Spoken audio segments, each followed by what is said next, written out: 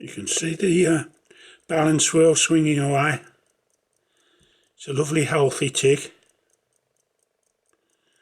The watch is by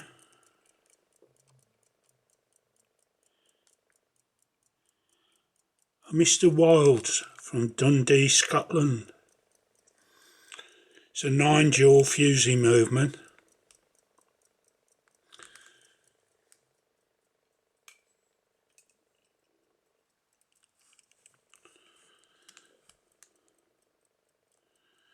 There you can see the second hand swinging round.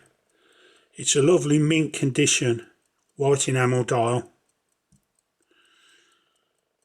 with sunken subsidiary seconds dial. The case is in very, very nice condition.